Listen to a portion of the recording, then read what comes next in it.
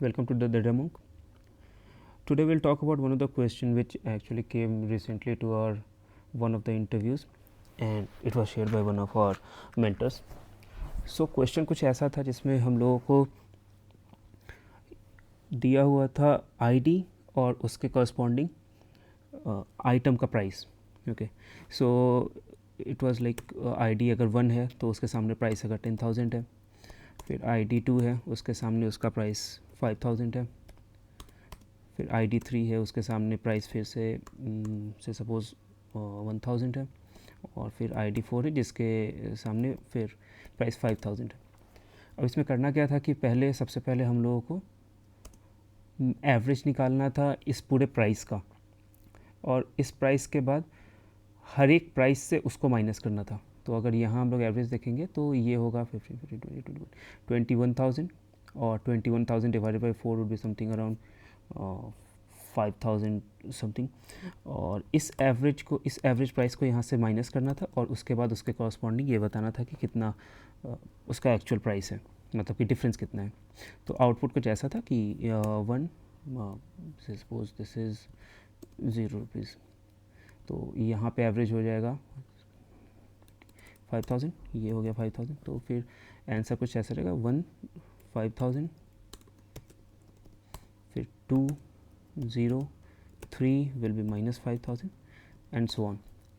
अब इसको करने के लिए आप मे बी एवरेज ओवर या फिर कुछ ऐसा यूज़ कर सकते हो, बट कई बार ऐसा होता है कि माई सिक्वल में हम लोगों के पास एवरेज ओवर इसका एबिलिटी नहीं रहता है, मतलब कि आप माई सिक्वल में एवरेज के ऊपर ओवर नहीं लगा सकते हो. तो इसको सॉल्व करने के लिए हम लोग क्रॉस जॉइन का यूज़ करेंगे.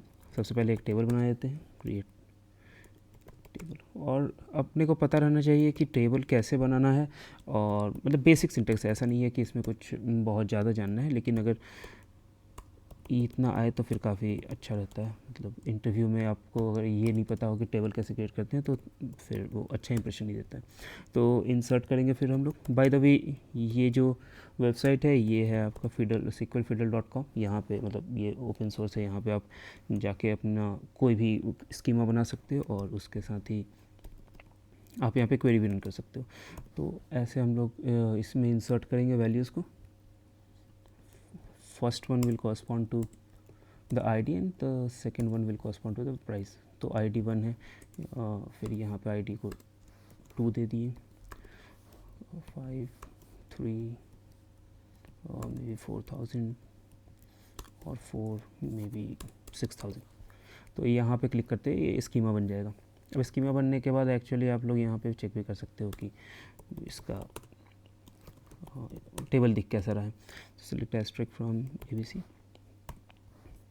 रन करेंगे, यहाँ पे टेबल दिख जाएगा. हाँ, तो ये अपना टेबल है. अब ध्यान देने का बात ये है कि यहाँ पे अगर आप एवरेज करो, सबसे पहले तो आप एवरेज निकाल के देखो कि एवरेज है कितना. Average of price will be average of price will be 6,250 rupees. तो अब जब आपके पास एक ऐसा कॉलम है जहाँ पे एक वैल्यू है, 6250 एक वैल्यू है, और उसके कॉरस्पॉन्डिंग अपने को करना क्या, अपने को बस ये देखना है कि 10,000 के कॉरस्पॉन्डिंग ये वैल्यू आ जाए जिसको फिर हम लोग माइनस कर सकें. सिंपल, 6250 फिर 5,000 के कॉरस्पॉन्डिंग ये वैल्यू. बट ये वैल्यू आएगा कैसे? इन जनरल अगर कभी भी आपको ऐसा ज़रूरत हो कि किसी एक वैल्यू को हर एक के कॉरस्पॉन्डिंग लाना है, तो उसका दो तरीका होता है.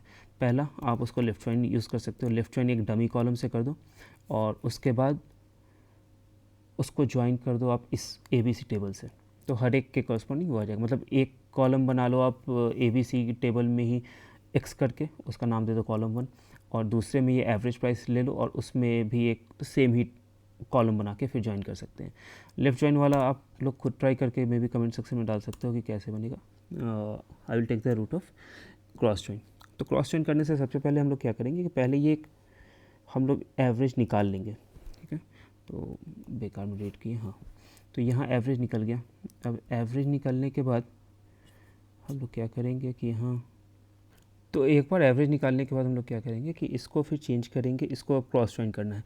अब इस कॉलम को क्रॉस ज्वाइन करना है पूरे ABC टेबल से. तो इसका तरीका क्या है कि सबसे पहले आप इसको एक एलियस में एक सब क्वेरी में डाल दो, मान लो इसको एक्स बोले, और एक्स, अब एक्स एक टेबल है। अब हम लोग क्या करेंगे, सेलेक्ट स्टेटमेंट पहले लिख देंगे और क्रॉस ज्वाइन करेंगे ABC टेबल से ही। ABC टेबल का नाम दे दो आप वाई। क्रॉस ज्वाइन में मतलब आपको ये नहीं बताना होता कि किस कॉलम पे कर रहे हो, क्योंकि इसका जो भी एलिमेंट होगा, जो भी यहाँ पे ए का हो एलिमेंट होगा, वही हर एक से ज्वाइन हो जाएगा। तो 4 कॉलम रहेगा और 4 कॉलम के अगेंस्ट एक और कॉलम आ जाएगा। तो सेलेक्ट यहाँ कर लिए, सेलेक्ट कर दिया, और फिर वाई से हम लोग ID ले लेंगे और वाई से हम लोग ले लेंगे सिंपल इसका पहला प्राइस।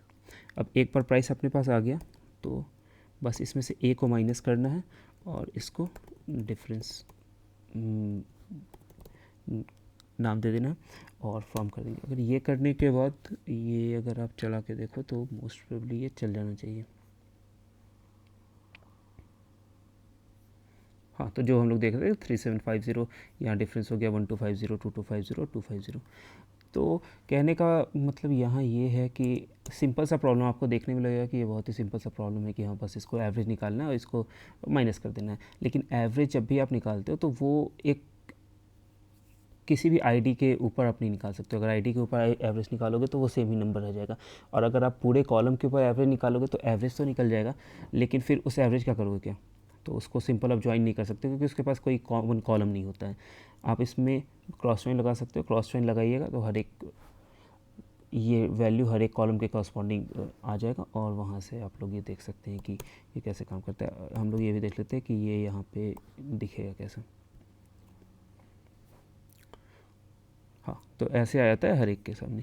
अब इसका एक और यूज़ केस ऐसा होता है कि मान लो आपके पास एक टेबल है जिसमें है होटल आईडी है और उसके करस्पॉन्डिंग रेवेन्यू है और डेट है।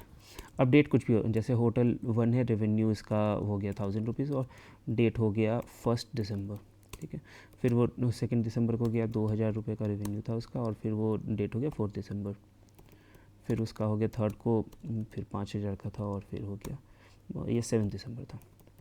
अब इतना करने के बाद क्या है कि अगर आपको ये देखना है कि इसका पर डे के हिसाब से कितना रेवेन्यू आया, तो आप क्या करोगे, आप मतलब कि आपके पास 1st, 4th, 7th तो है, लेकिन 2nd, 3rd का 5th, 6th का वैल्यू हम लोग को नल भी दिखाना है या फिर ज़ीरो दिखाना है, बेसिकली ज़ीरो दिखाना है। तो उसमें ये बहुत ही कॉमन सा मतलब कॉमन सा कंडीशन होता है, कॉमन सा प्रॉब्लम होता है जो कि मोस्ट ऑफ द रिपोर्ट्स में हम लोग रखते हैं। तो इसमें क्या करना होता है कि ये टेबल, ये जो भी टेबल है XYZ, ये मान लो आप टेबल है होटल रेवेन्यू, तो इसके करस्पॉन्डिंग आप एक और टेबल बनाओगे या फिर वो टेबल सिंपल सा रहेगा, कैलेंडर टेबल रहेगा, और कैलेंडर टेबल में रहेगा डेट। तो जब आप डेट को इस कैलेंडर टेबल को इस होटल रेवेन्यू से क्रॉस ज्वाइन कर दोगे तो यहाँ पे कैलेंडर डॉट डेट में हर दिन के कॉरस्पॉन्डिंग आ जाएगा डेटा। तो आपको यहाँ पे 1 आएगा, यहाँ फिर 0 आएगा या नल आएगा, अभी 2 दिसंबर आएगा, और इसके कॉरस्पॉन्डिंग फिर 2 दिसंबर आएगा।